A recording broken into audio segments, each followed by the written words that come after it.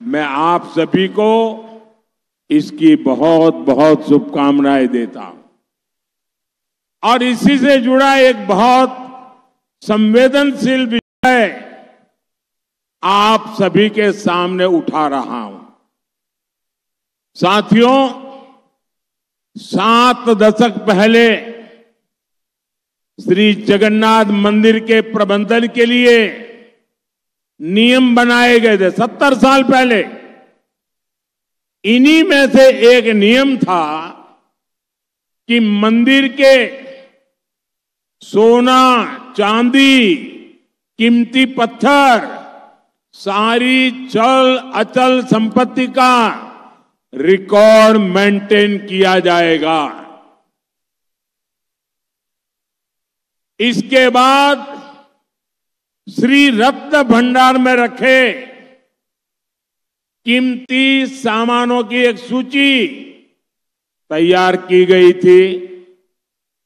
इस रत्न भंडार का आखिरी बार मूल्यांकन करीब 45 साल पहले किया गया था।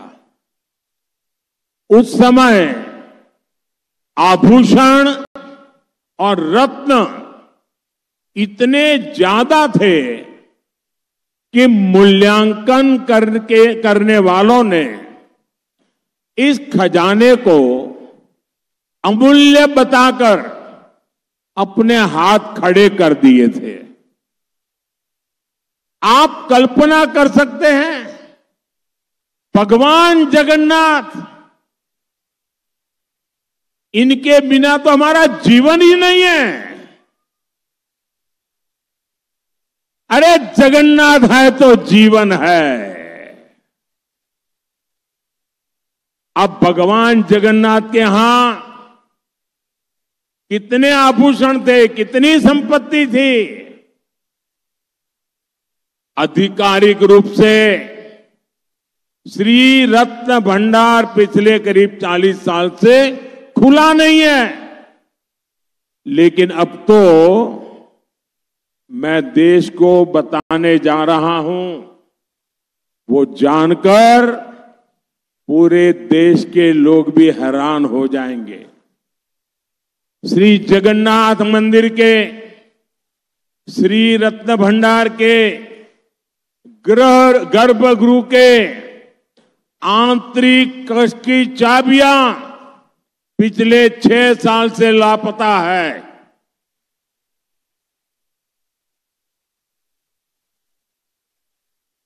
इतना बड़ा अमूल्य खजाना जो भगवान जगन्नाथ के ताबे में है, आप उसको भी संभाल नहीं पाए, चाबी खो गई। आप मुझे बताइए, मेरे उड़ियावासी, आप जरा बताइए, मेरे तो दिल को चोट पहुंची है। मैं आपको पूछता हूं, और आज पूरे देश को चोट पहुंच रही है जब सुनेंगे तो, क्या आपको ये जानने का अधिकार है कि नहीं है कि चाबियां कहां गई? ये जानने का अधिकार है कि नहीं है? हर देशवासी को पता चलना चाहिए कि नहीं चलना चाहिए? हर उड़िया को पता चलना कि नहीं चाहिए? भगवान जगन्नाथ के हर भक्त को पता होना चाहिए कि नहीं होना चाहिए? चाबी चली गई, किसके पास गई? क्या वो खोलता है, बंद करता है, क्या करता है? और फिर राज्य सरकार में जब तूफान खड़ा हो गया तो क्या कहते हैं? राज्य सरकार कहती है कि रत्न भंडार की डुप्लीकेट चाबियां मिली है। अब सवाल उठता है, ये डुप्लीकेट चाबियां क्यों बनाई गई? क्या डुप्लीकेट चाबियों से ये रत्न भंडार रातों में कोई खोलता था क्या डुप्लीकेट चाबियों से ये उत्तम भगवान के आभूषण चोरी होते थे क्या? कहीं और लापता होते थे क्या होता था? डुप्लीकेट चाबी वाला मामला, चाबी खो जाना गंभीर है, डुप्लीकेट चाबी उससे भी गंभीर है।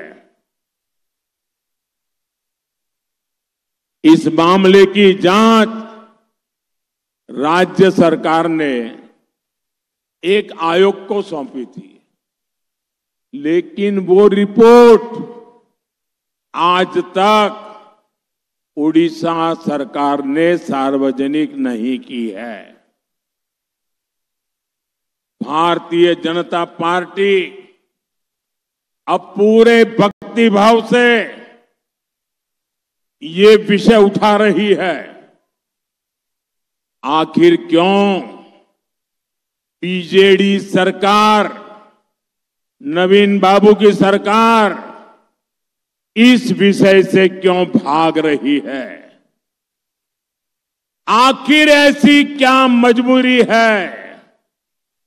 आखिर राज्य सरकार किसके पाप को बचाने की कोशिश कर रही है? मैं आज उड़ीसा के लोगों को, देश के लोगों को एक वायदा कर रहा हूं। राज्य के अंदर भाजपा सरकार बनने के बाद श्री रत्न भंडार की पारदर्शिता को, प्रतिष्ठा को फिर से स्थापित किया जाएगा। और ये मोदी की गारंटी है। साथियों, भाजपा उड़ीसा के कल्याण, उड़ीसा के विकास का लक्ष्य लेकर चल रही है। और मैं गरीबी से निकला हूं। गरीबी विकास की सबसे बड़ी दुश्मन होती है, और इसलिए गरीब का बेटा मोदी, गरीब का सेवक मोदी, आपका सेवक मोदी आपके लिए ही तो खुद को खपा रहा है, दिन रात मेहनत कर रहा है। मोदी के प्रयासों से पिछले 10 साल में 25 करोड़ लोग गरीबी से बाहर आए हैं।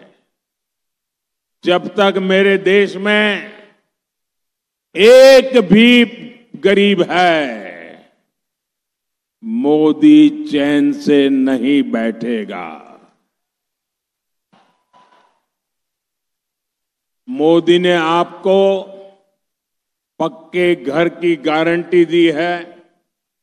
मोदी ने आपको मुफ्त राशन की गारंटी दी है। इसका बहुत बड़ा लाभ हमारे आदिवासी समाज के भाइयों और बहनों को हुआ है। साथियों, मोदी ने एक ऐसी योजना बनाई है कि आपका बिजली का बिल 0 हो जाएगा। बिजली का बिल 0। इतना ही नहीं, आप बिजली बेच करके कमाई करेंगे। आपको लगेगा अरे तो गजब लाए हैं वे मोदी। देखिए, मोदी ने पीएम सूर्यघर मुफ्त बिजली योजना शुरू की है। और हमारा उड़ीसा तो सूर्य देवता, सदियों से उसकी पूजा करने वाला राज्य है। सूर्य मंदिर की उपासना करने वाला राज्य है। मैं चाहता हूं कि आप अपने घर में बिजली का उत्पादन करें, उस बिजली का उपयोग करें, और जो ज्यादा बिजली पैदा हो उसको भाजपा सरकार खरीद लेगी। राज्य सरकार बनेगी ना, हम उसको खरीद लेंगे, तो आपको कमाई भी होगी। यानी भाजपा की इस योजना से आपको डबल फायदा होगा। आपकी बिजली 0 बिल हो जाएगा, मुफ्त बिजली होगी, और आप बिजली से कमाई भी कर पाएंगे। और इसके लिए भाजपा सरकार हर परिवार को, याद रखिए, हर परिवार को सोलर पैनल लगाने के लिए करीब 75,000 रुपए की मदद दे रही है। 75,000 रुपया और बिजली मुफ्त और बिजली से कमाई। बताइए, इससे बड़ी कोई योजना हो सकती है क्या? मोदी आपको 5 लाख रुपए तक का मुफ्त इलाज की सुविधा देना चाहता है, लेकिन उड़ीसा की बीजेडी सरकार आयुष्मान हमारी जो योजना है वो यहां लागू नहीं होने देती है। इसका कितना बड़ा नुकसान है मैं बताता हूं। जरा उड़ीसा के लोग मेरे भावनाओं को समझे। अब मेरे यहां गुजरात में हमारे बहुत से उड़ीसा के भाई बहन काम करते हैं, मुंबई में करते हैं, बेंगलुरु में करते हैं, हैदराबाद में करते हैं, छत्तीसगढ़ में करते हैं।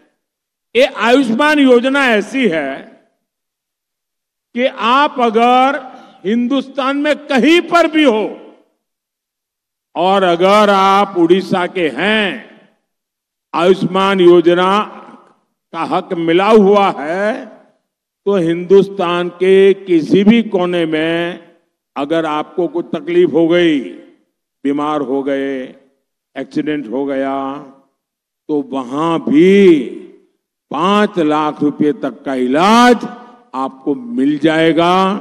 आपके पास पैसे है कि नहीं, साथ में रिश्तेदार है कि नहीं, कोई जरूरत नहीं, सिर्फ जेब में एक आयुष्मान कार्ड होना